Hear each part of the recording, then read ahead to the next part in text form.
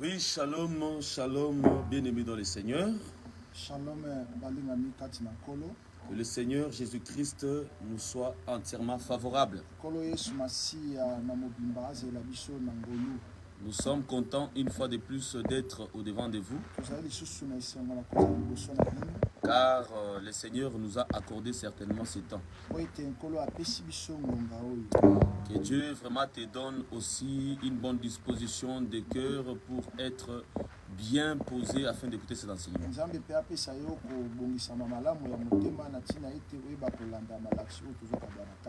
Parce que c'est le temps du repas du Seigneur, où il veut nous nourrir. Lui-même qui avait dit que l'homme ne vivra pas seulement de pain, mais de toute parole qui vient de la bouche du Seigneur. Bien-aimé, la parole de Dieu est certainement une nourriture pour ton âme. Si quelqu'un mange la parole de Dieu, certainement il aura la vie. Nous sommes encore une fois de plus au devant de vous. C'est pour cela que nous appelons le Seigneur comme le vrai Azer. Parce que lorsque Jacob bénissait ses fils, dans Genèse 49, commençant à partir du verset 1er jusqu'au verset même 28e. Parce qu'au verset 28e, la Bible dit que voilà, ce sont là les 12 tribus d'Israël que leur père bénit.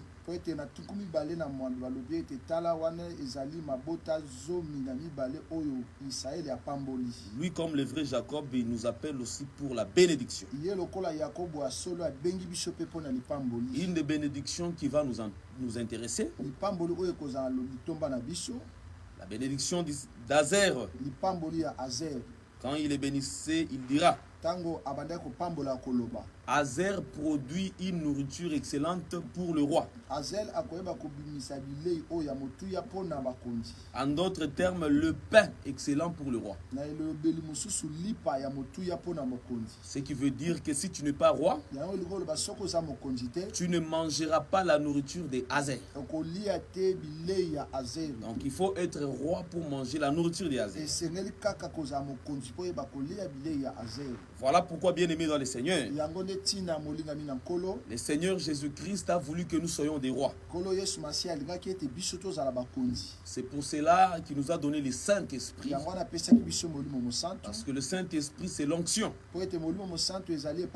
Et l'onction, c'est une couronne. Voilà pourquoi on nous appelle le royaume des sacrificateurs. C'est que nous sommes des rois. Nous composons les corps de Jésus-Christ. Christ veut dire roi ou roi. Que Dieu vous bénisse abondamment. Voilà pourquoi, bien-aimés, étant des rois, le vrai Azer nous donne la nourriture. Parce que le vrai Azer, c'est Dieu lui-même qui nous donne les repas de Dieu. Le pain céleste. Quand Israël marchait dans le désert, Dieu, comme le vrai Azer, il a donné le pain à Israël. C'était la manne dans le désert. Que Dieu vous bénisse abondamment. C'est pour cela, bien-aimés, ce pain que nous mangeons, c'est vraiment un pain qui donne la vie, qui ôte la mort, afin que les enfants de Dieu puissent avoir cette vie et la vie en abondance. Nous remercions le Seigneur pour ce temps. Prions. Nous glorifions ton nom, Jésus, parce que tu es grand. Tu as permis que, ô Dieu des armées, nous puissions être là et que nous édifions tes enfants. Permets aussi que notre Dieu, cette parole, donne la vie à quiconque l'écoutera. Au nom de Jésus-Christ. Seigneur, touche ceux qui sont malades, spirituellement, physiquement. Que la parole puisse convaincre et délivrer. C'est dans le nom de Jésus-Christ. Il est écrit, qui peut parler comme Dieu? Seigneur, quand tu parles, quand tu donnes tes instructions, la terre tremble, les ciels tremblent, les eaux bougent. Parce que notre Dieu, Papa, cette création magnifique entend notre Dieu cette voix de son Créateur. Au nom de Jésus-Christ, parle à tes enfants, nous prions ainsi, nous disons Amen. Amen. Nous sommes votre frère Marcel Mbayo. Et nous sommes accompagnés par les bien-aimés Mitterrand qui nous interprètent. Oui, bien-aimés, nous sommes de l'Assemblée des Saints. Assemblée des Saints, c'est l'Assemblée de Christ qui respecte l'enseignement des apôtres.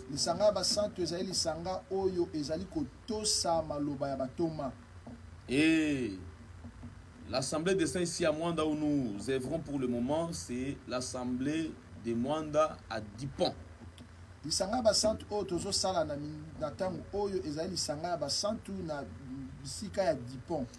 Et par cela, nous profitons déjà pour saluer tous les saints qui sont ici à Mwanda. Si vous êtes saint, sentez-vous saluer au nom de Jésus-Christ.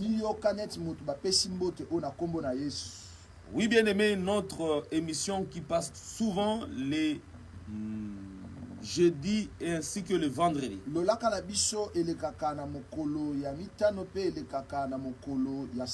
Jeudi c'est à 9h.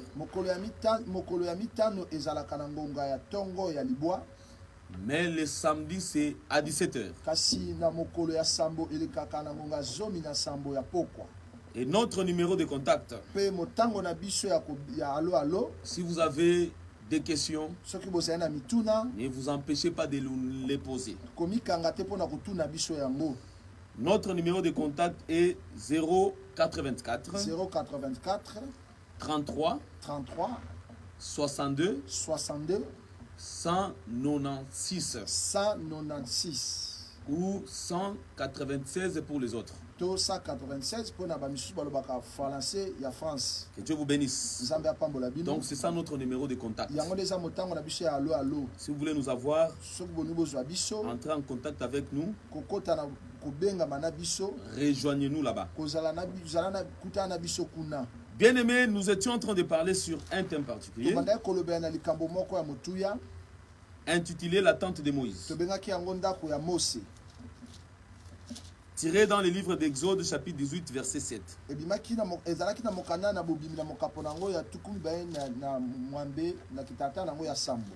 Exode 18, verset 7. Nous lisons cela au nom de Jésus-Christ. Moïse sortit au devant de son beau-père.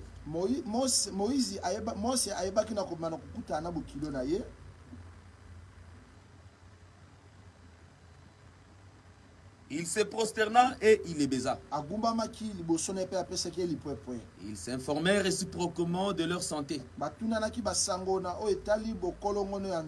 Et ils entrèrent dans la tente de Moïse.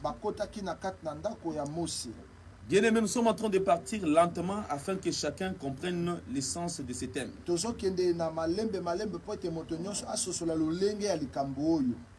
La séance passée, nous avions dit ce qui suit. La tente de Moïse était l'image de l'église.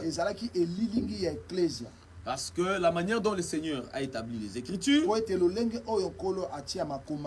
il avait dit aux apôtres qu'en réalité, vous devez entrer dans les champs que les autres ont travaillé, afin de moissonner, parce que le champ a blanchi. Alors vous devez entrer pour moissonner. Ainsi il avait exhorté aux disciples lorsqu'il les avait envoyés pour prêcher la bonne nouvelle aux brebis perdues.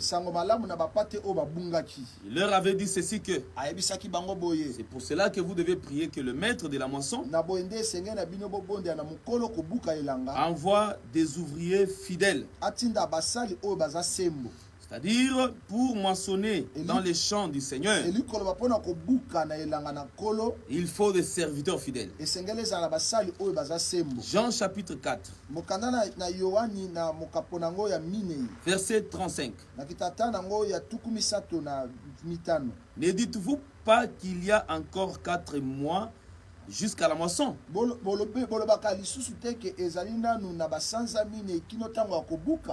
Voici, je vous l'ai dit. Levez les yeux et regardez les champs qui déjà blanchissent pour la moisson. Celui qui moissonne reçoit un salaire et amasse de fruits pour la vie éternelle, afin que celui qui sème et celui qui moissonne se réjouissent ensemble. Car en ceci ce qu'on dit est vrai. L'un sème et l'autre moissonne. Je vous ai envoyé moissonner où vous n'avez pas travaillé. D'autres ont travaillé et vous êtes entrés dans leur travail. Donc il y avait un champ dont Jésus avait envoyé aux gens, aux disciples d'aller moissonner. C'est-à-dire il y avait des gens qui avaient déjà sémé. Mais la Bible dit il y a 4 mois avant la moisson. Dans la Bible, un mois a 30 jours. C'est-à-dire si nous prenons 2 mois, ça fait 60 jours. Si nous prenons les 2 autres mois pour faire 4 mois, ça fait 120 jours.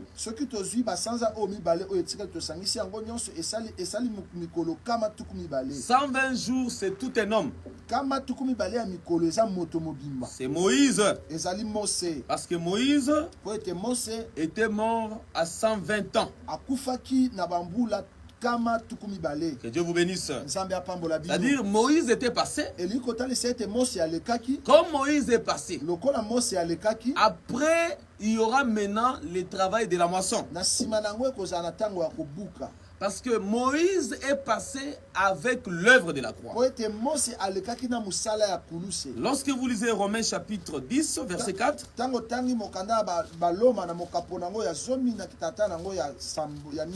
la Bible dit, car Christ est la fin de la loi pour la justification de tous ceux qui croient.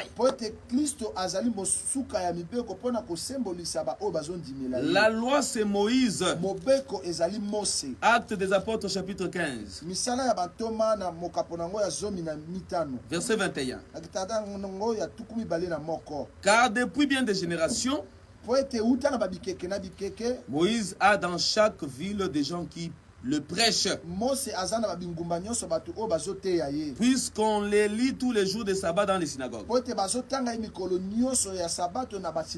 C'est que Moïse, c'est la loi. Mais la Bible dit que Jésus a mis fin à la loi.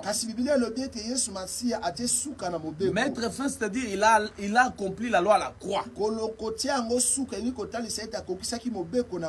C'est-à-dire 120 est passé. Alors les champs a blanchi. On doit moissonner. Jésus envoie ses disciples pour aller moissonner. La moisson ne se fera qu'après l'arrivée du Saint-Esprit. Parce que ces champs-là ne sont rien d'autre que les prophètes. C'est pourquoi dans Matthieu chapitre 20,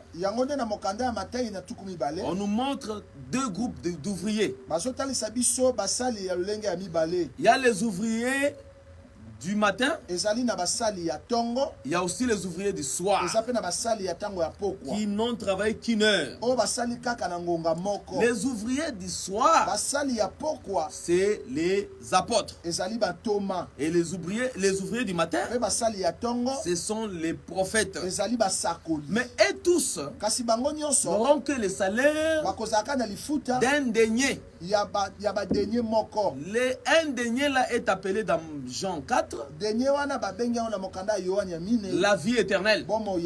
Parce que Jésus dit, ceux qui sèment et ceux qui moissonnent, tous auront un salaire de la vie éternelle. Bien aimé dans le Seigneur, quel est ce champ physique? Les champs physiques dans lesquels, si vous moissonnez et si vous semez, automatiquement, vous aurez la vie éternelle. Non, bien aimé, ce champ-là n'est pas un champ physique. Sinon, tous les cultivateurs auront la vie éternelle. Que Dieu te bénisse. Ce champ-là n'est pas un champ physique. Ces champs-là, ce sont les écritures des apôtres, des prophètes plutôt. Voilà pourquoi l'arrivée du Saint-Esprit, Pierre étant révélé, parce qu'avant le départ de Christ, lorsque vous prenez Matthieu chapitre 12, versets 1 et 2, la Bible dit, en ces temps-là, Jésus traversa des champs de blé. Un jour de sabbat, attention bien aimé. Ses disciples qui avaient faim se mirent à arracher des épis et à manger. Parce que dans Matthieu 5, il y a des gens qui ont faim de la justice. Que Dieu vous bénisse. Les disciples ont commencé à manger dans les champs où Jésus passait. Ces choses ne sont pas inutiles. Ça veut dire que les champs où Jésus passait, c'était une image. Que ces champs-là, c'est les écrits des prophètes. Où nous trouvons Jésus. Parce que l'Esprit de Christ était dans tous les prophètes. Si aujourd'hui nous voulons dire, en réalité, Jérémie, c'est-à-dire c'est tout un livre. Job, c'est tout un livre. Élie, vous voyez que les écrits d'Élie sont là. C'est que tous les prophètes, ce sont les écrits. C'est pourquoi je viens même pour dire au bien-aimé docteur Gimbo qui nous avait suivis dans l'émission précédente,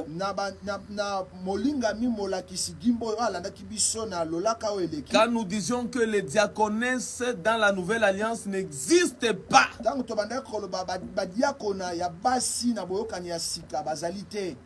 C'est irréversible.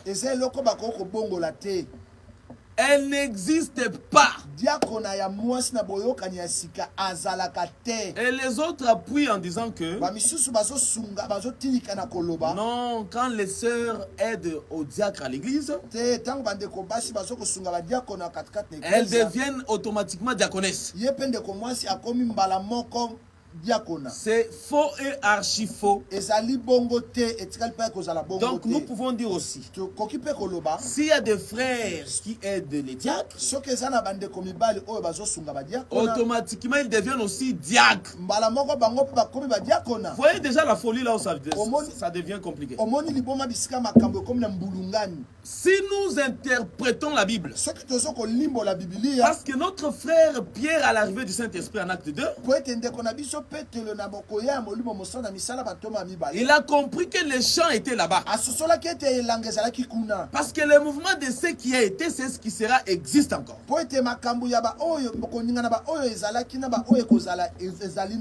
Même quand nous prêchons la Bible sur la tente de Moïse, nous devons visiter de l'autre côté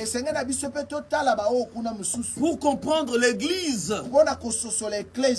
L'église aujourd'hui a son nombre. Donc vous n'allez pas inventer des choses aujourd'hui, bien-aimés. Oh, réformateur, bien-aimé, Jésus a réformé les choses. C'est lui le vrai réformateur. C'est lui qui a mené la réformation. Un homme qui est rempli d'une autre pensée ne peut jamais réformer quelque chose. Et Dieu vous bénisse abondamment. Mais écoutez très bien, c'est que nous comprenons, s'il faut chercher les services de diacre,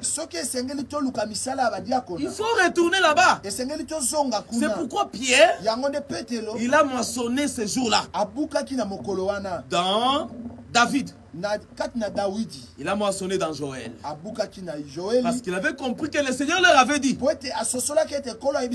moissonner dans les champs des prophètes. Pour avoir la vie éternelle, il faut moissonner là-bas. Il ne faut pas moissonner ailleurs. Dans les petites brochures. Non. Nous allons s'opposer à vous quant à cela par la grâce de Dieu. Jusqu'à la moelle épinière. Et c'est très important parce que nous savons que les gens n'ont pas d'argument sur ça.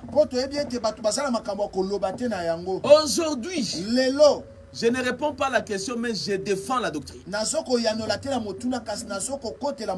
que quand le docteur a intervenu sur mon émission,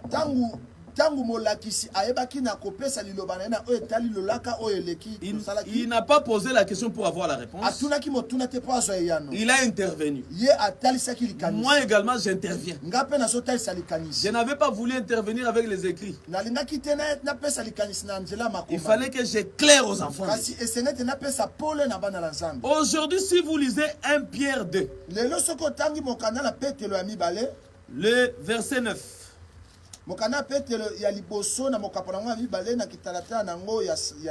la Bible dit ce qui suit. Vous, au contraire, vous êtes une race élue, un sacerdoce royal, une nation sainte, un peuple acquis, afin que vous annonciez les vertus de celui qui vous a appelé des ténèbres à son admirable lumière.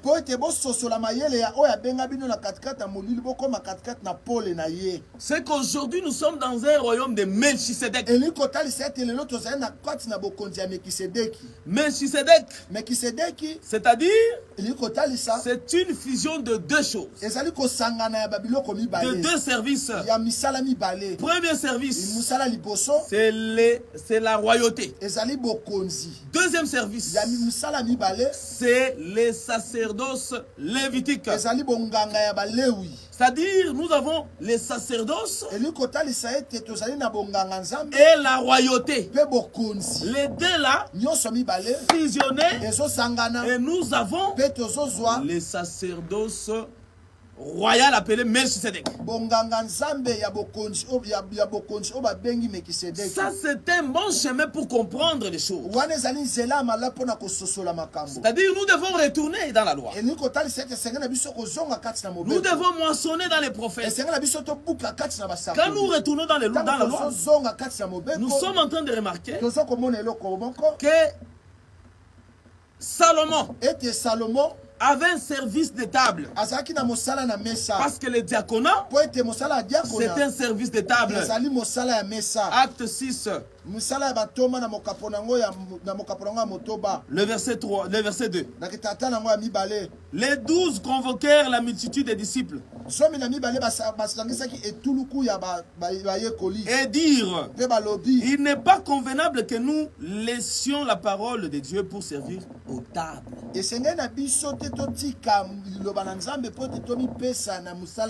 Donc il faut savoir qu'il s'agit des services des tables.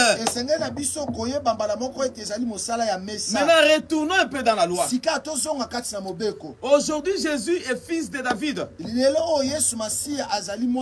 Donc, il est Salomon. Jésus, il est roi dans l'église. Mais il y a les sacerdoces aussi qui l'accompagnent. Donc nous avons les tabernacles de Moïse.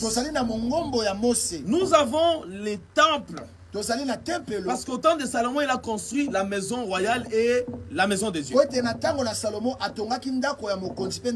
Dans la maison de Dieu, il y avait la table. Dans la maison de Salomon, il y avait aussi la table. La maison de Salomon où il y avait la table, 12 intendants, hommes.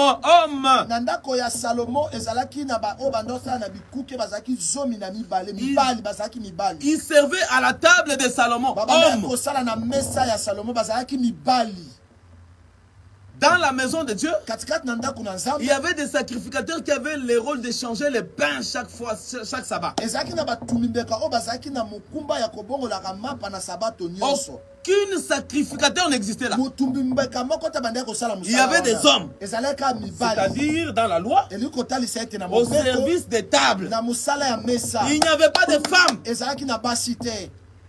Cet enseignement vient d'où, frère? Ça ne vient pas de Dieu. Aujourd'hui également, si nous voulons prendre au service des tables, à cet office des tables, vous verrez que les femmes n'y sont pas. Les femmes engagées officiellement par l'église pour les tables, engagés officiellement comme des serviteurs qui servent les tables, tables plurielles bien sûr. À part les mamans, les frères qui peuvent être des frères qui servent ou qui accompagnent, qui aident au diacre.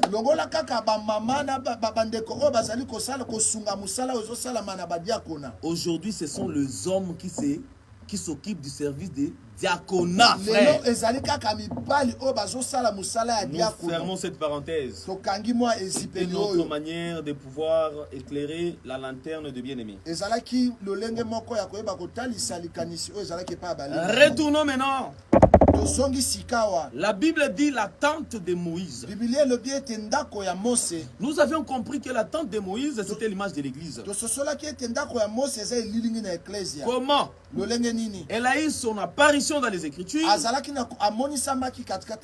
après la frappe du rocher. Et nous avions dit que la frappe du rocher, c'était l'œuvre de la croix. Donc c'est ce qu'il faut comprendre, bien aimé. Et l'église aujourd'hui, nous avions dit que l'église appartient à Christ. Puisque le vrai Moïse, en réalité, c'est Christ. Nous avions lu les livres de Deutéronome chapitre 15. Plutôt chapitre 18. Le verset 15 à 18. L'Éternel ton Dieu te suscitera du milieu de toi, d'entre tes frères, un prophète comme moi.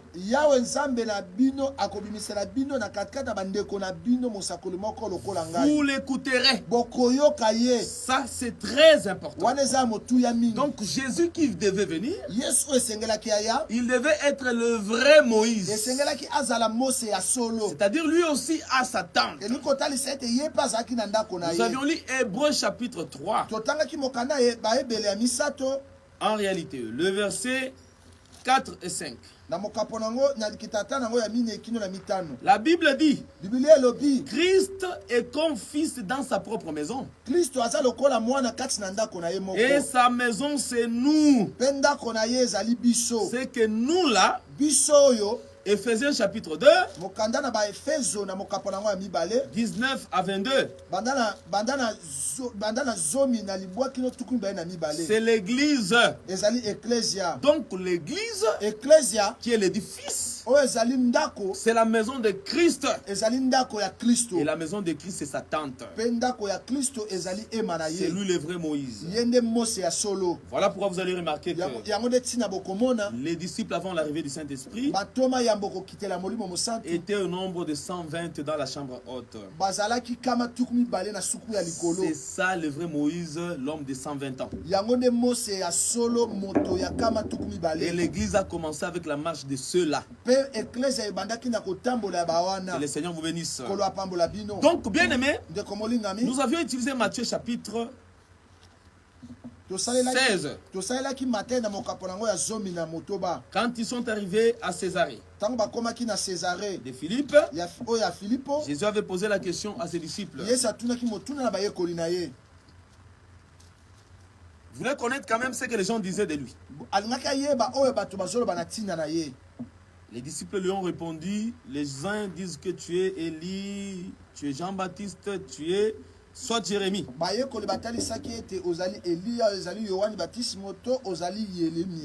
Alors, il leur a posé la question.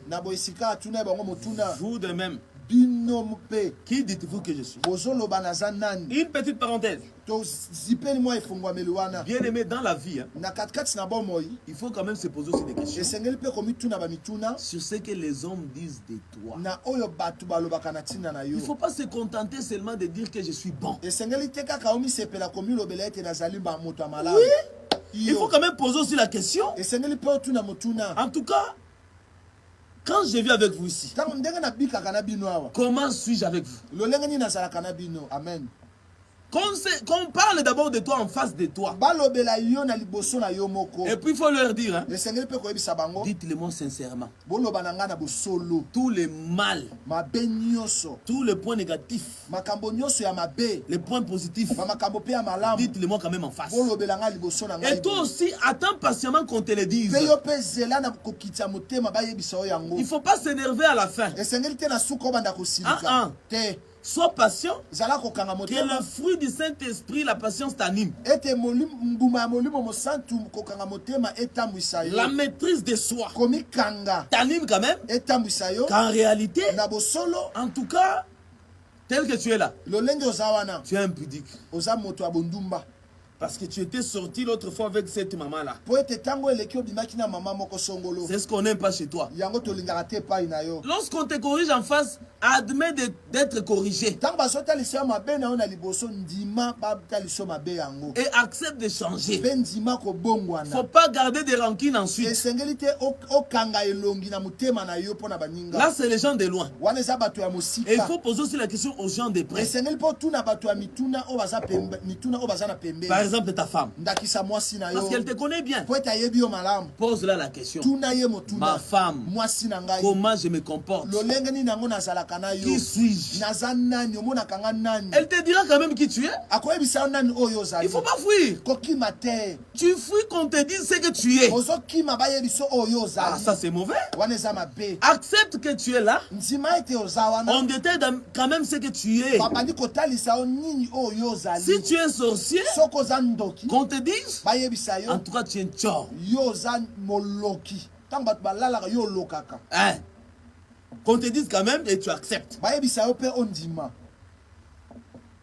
C'est comme ça que tu considères d'abord tes frères comme un miroir. C'est comme les gens qui aiment prêcher. Quand il lit la parole lui dit ne vole pas. Lui vole. Mais si c'est un diacre qui vole, par exemple, l'argent à l'église, la parole lui dit tu voles. Mais parce que lui n'aime pas qu'on lui reproche. Mais il veut lire la parole pour prêcher aux autres. Non, bien aimé. Paul avait dit à Timothée, écoute, la parole que tu lis là, c'est pour commencer par te sauver toi-même. Après, ça va sauver les autres. Lis, prêche toi-même. Après ta vie, sera une prédication. Que Dieu te bénisse. Pourquoi Pierre avait dit dans 1 Pierre chapitre 3, verset 1 à 3, que les femmes peuvent gagner leur mari par leur comportement. Sans la parole. C'est-à-dire quoi? C'est pas dire qu'elles vont inventer une autre forme de comportement. Dans la suite, il dira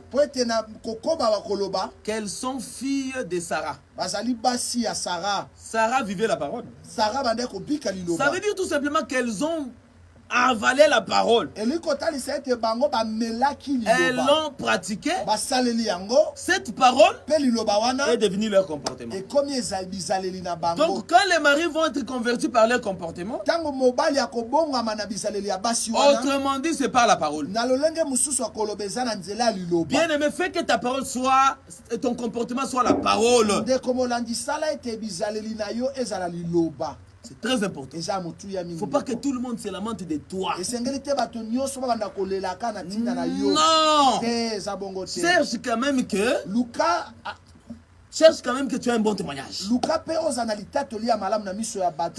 C'est important. Que Dieu te bénisse. C'est ici que les gens ne disent pas Amen. Ils aiment seulement, tu vas voyager. Tu auras beaucoup d'argent. Non, aujourd'hui on te prêche comme ça.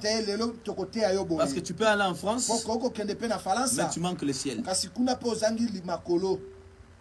Le ciel, c'est le terminus de tout le monde. France finira un jour. Tout passera. Même Amérique, États-Unis passera. Ce qui ne passera point, c'est la parole. Et la parole, c'est la vie éternelle. Que Dieu te bénisse. Donc l'église appartient à Christ. Matthieu 16. Verset 18. Et moi je te dis que tu es Pierre. Et que sur ces rocs je bâtirai mon église. Et que les portes du séjour des morts ne prévaudront pas contre elle. Je te donnerai les clés du royaume des cieux.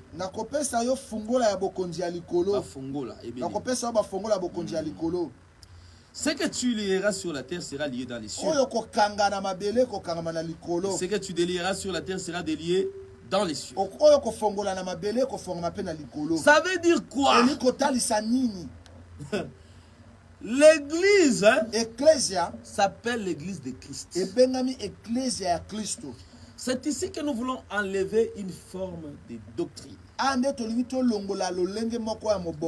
L'église doit porter le nom de son époux.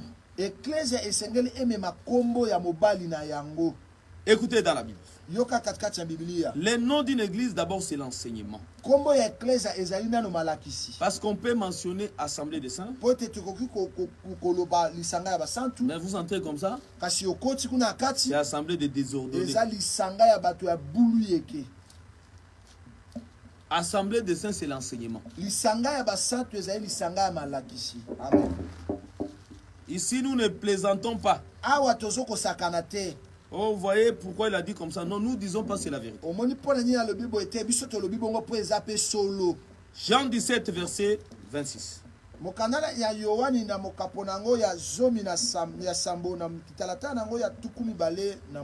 leur ai fait connaître ton nom.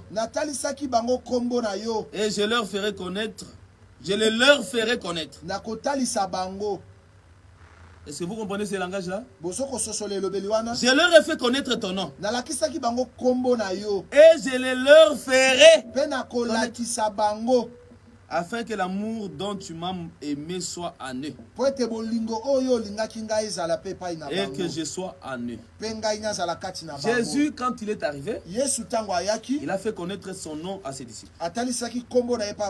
Verset 20. Quel est ce nom-là?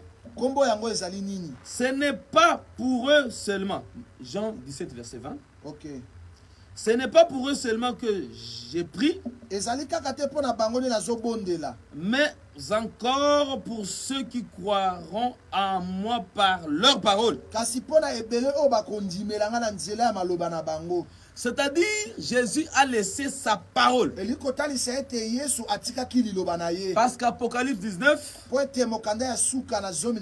la parole c'est le nom. Dieu te bénisse. C'est que Jésus a pris son nom, le nom du Père. Il a donné ça aux apôtres. Donc aujourd'hui, pour croire, pour croire en Jésus, il faut écouter la parole des apôtres. C'est pourquoi même ce jour-là, Matthieu 26, Jésus à la table avec il mange avec eux. Il prend un pain. Il prend la coupe de vin. Il dit, ça c'est mon corps le pain. Ça c'est mon sang qui sera versé pour la rémission de plusieurs personnes. Et pour l'alliance. Que Dieu te bénisse abondamment. Il faut aimer la connaissance. Maintenant écoutez très bien. Il prend le pain qu'il appelle son corps. Parce que son corps c'est le pain qui est élevé au-dessus de tous les corps. Que le Père avait présenté, voici le Fils. Écoutez-les. Il prend le pain, il est rond. Il donne à tous les disciples. En d'autres termes, Jésus était entré dans ses disciples. C'est que pour avoir Jésus, il faut voir ses disciples. Or, Jésus, c'est la parole. Et la parole, c'est le nom, frère. C'est-à-dire, c'est les apôtres qui avaient le nom de Dieu. C'est ce nom-là que nous avons, que l'Église doit porter.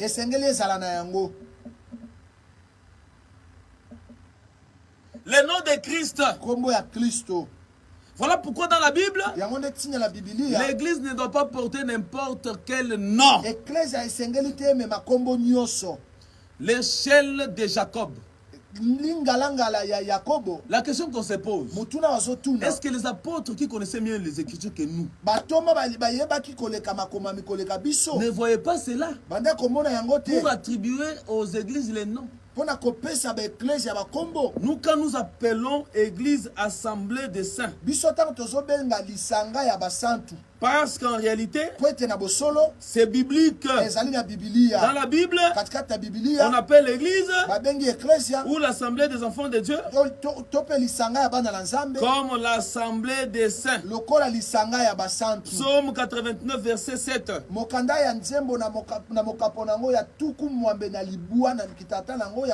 Dieu est terrible dans l'Assemblée des Saints.